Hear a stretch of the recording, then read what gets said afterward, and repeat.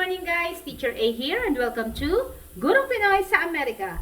So for today, ang lesson natin ay continuation ng polynomial equations. This time, ang sasagutan naman natin ay ang learning task 2B. Wherein, ang topic natin ay finding the polynomial equation given the roots. So learning task 2B, ang sabi, find the polynomial equation which integer coefficients that has the following roots. So, eto naman yung kabaligtaran ng 2a na ginawa natin kanina. So, kanina, hinanap natin yung mga roots, given yung polynomial equation.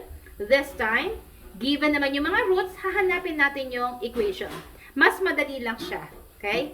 So, meron tayong 5 examples. Simulan na natin. Number 1. Okay, paalala lang, bago ko simulan yung number 1, iniba ko yung mga given. Okay? Para i-try nyo naman yung kung ano yung nasa module nyo. So, number 1, the roots are 1, negative 2, negative 3. So, first step is, kukunin natin yung factored form ng mga roots. So, isa-isahin natin yung roots. So, we have x1, ibig sabihin yan, x is equal to 1. Wherein, kapag kinuha yung factored form nito, that is x, si 1, ililipat natin sa left side ng equal sign, magiging negative 1. Okay? And then, si negative 2 naman ay x equals negative 2. Ang factored form niya ay x. Ilipat si negative 2 na kasama ni x, magiging plus 2. So, mga equal 0 yan. And then, si negative 3, that's x equals negative 3. Ang factored form niya ay x plus 3 equals 0. Hindi ko na siya nalagyan na equals 0 kasi lalagyan ko na lang siya ng parenthesis para dire-diretso na siya yung ating equation. Yan. So, we have x minus 1 times x plus 2 times x plus 3 is equal to 0. Or, shortcut, kung ano yung nakikita nyo na given, kukunin nyo lang yung opposite na sign. So, this is positive 1, therefore, that's x minus 1. So, this is minus 2 or negative 2. Therefore, that is x plus 2. And then, this is minus 3 or negative 3. Therefore, yung factored form niya, x plus or positive 3. Okay? Ganun lang kasimple. Ito na ba yung final answer? Not yet. So, first step natin, isusulat lang natin yung factored form isa-isa. And then, multiply natin sila equals 0. So, yan ang equation. But that is not yet the answer.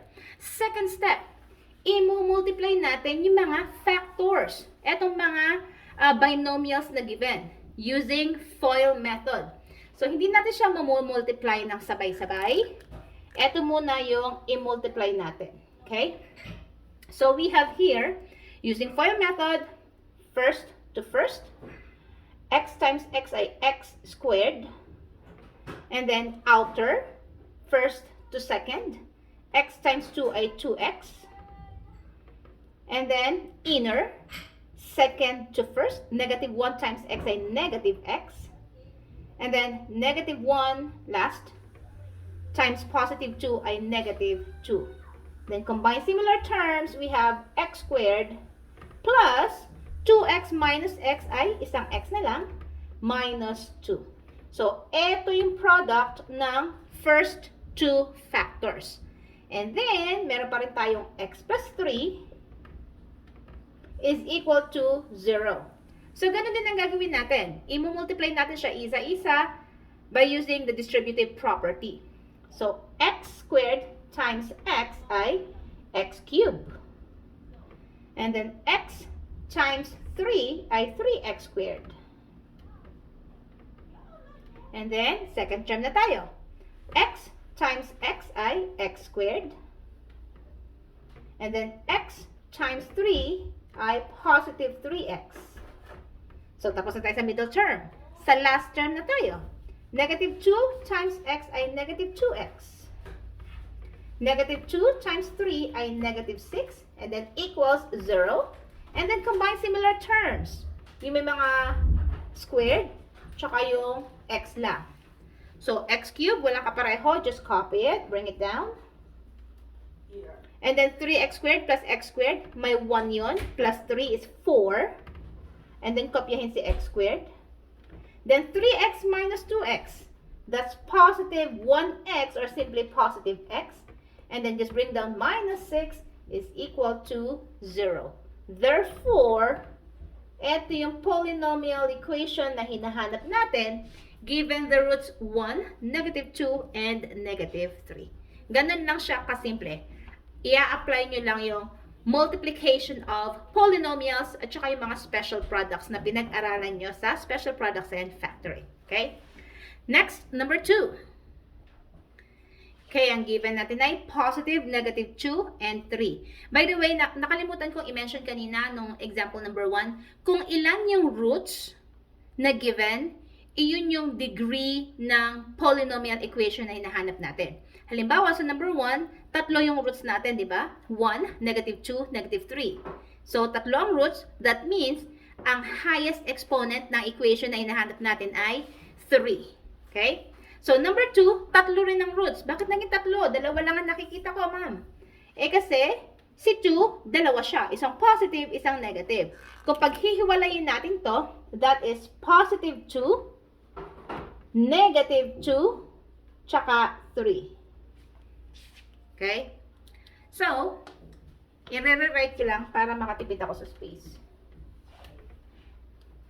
So, positive 2. Hindi ko na isusulat yung positive sign. Negative 2, and then positive 3. Tatlo yung roots, that means ang highest exponent ng equation na hinahanap natin ay 3. Okay? So, again, first step, isulat natin yung factored form ng mga roots. So, this one, positive 2, ano sabi ko kanina? Just get the opposite. So, that is x minus 2. Okay? This one is negative 2.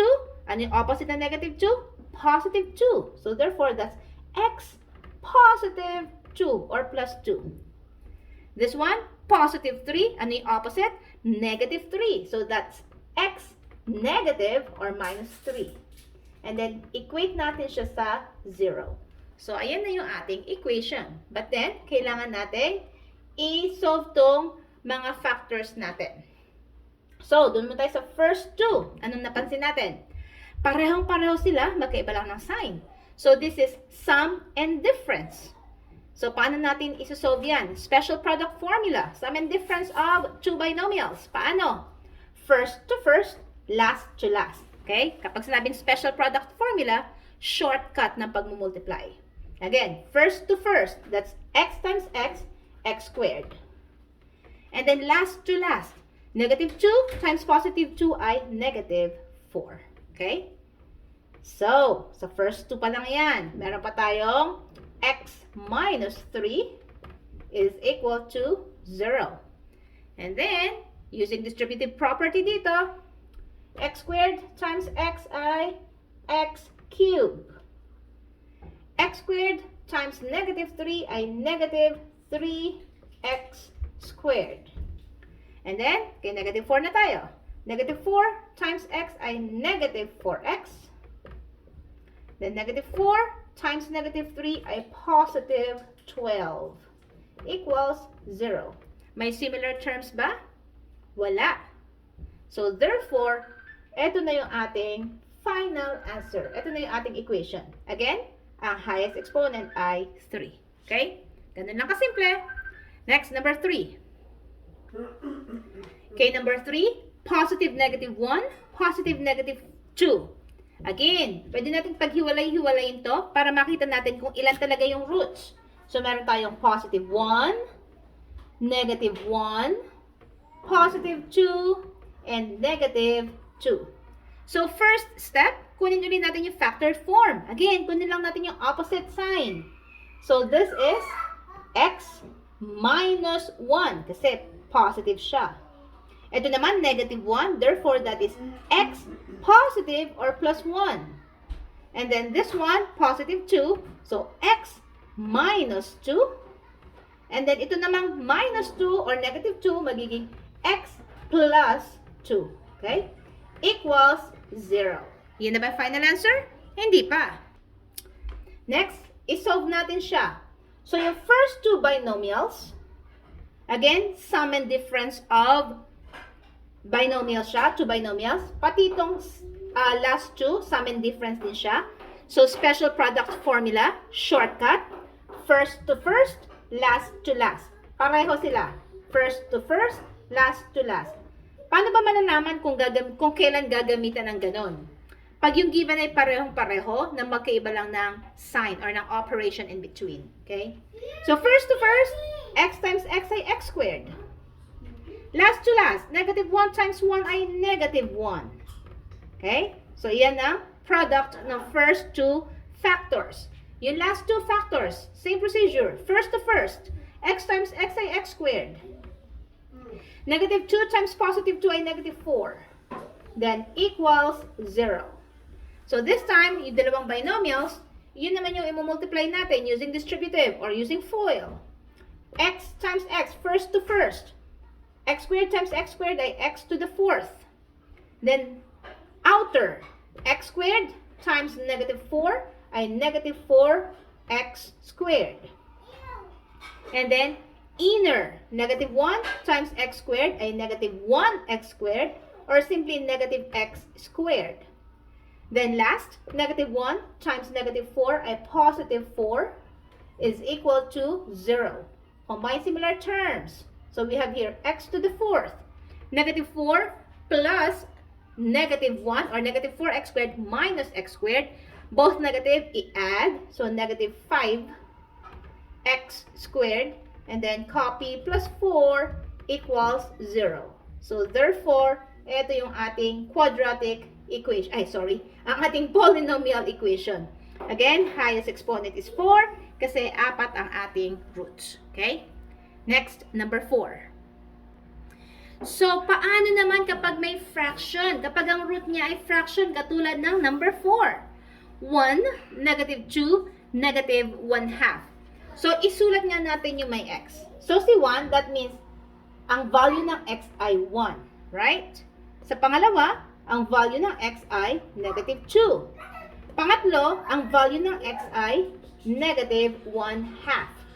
So, first step natin is isusulat yung factored form, diba? So, yung una, this is x, that's positive 1, kunin yung opposite sign, minus 1.